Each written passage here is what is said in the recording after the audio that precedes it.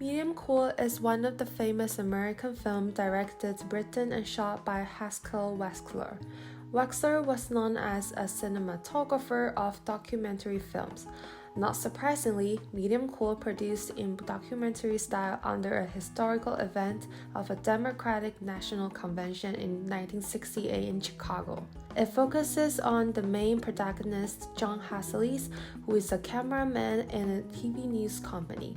The film shows his daily life and job in Chicago, and it captures the intense socio-political conflicts and protests at the time. Wexler also used this film to criticize media and television to the audience. But why is this film so special and inspiring? Because Wexler uses aesthetic themes and elements of third cinema, such as nonlinear visuals and narratives, French New Waves, and anti-aesthetic, which comes along with the theories from Stowell and Marshall McLuhan. Nonlinear visuals and narratives shows a combination of the realistic and fictional scenes. It blurred out the boundary between reality situations and stage settings. Audience is difficult to figure out whether a particular scene is staged or not. In the realistic scenes, the tear gas, army soldiers, and tanks are not set up purposely. Sometimes it is difficult to identify the actors and the social actors who are the real people in the events and protests. French New Wave is a documentary style of film movement which focuses on the realistic technique in filming and challenges the traditional filming skill. This is also the reason why Hollywood directors are seeing this film as a masterpiece.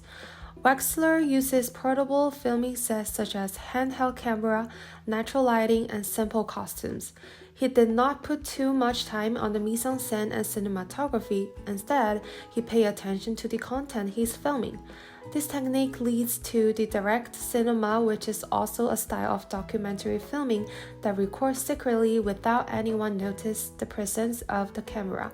The last third cinema element is anti-aesthetic. The film is produced and filmed in low budget, which means there's no voiceover, no digital effect, only using handheld camera, and the background music is incongruous with the content.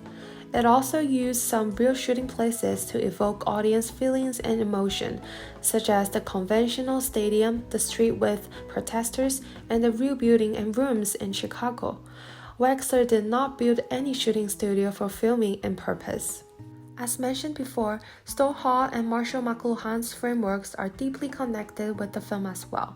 Stowell, who is a sociologist, and came up with the idea of representation in the media. In his speech, he says the word representation or representation does sort of carry with it the notion that something was there already and through the media has been represented. This representation is what Wexler shows in his film.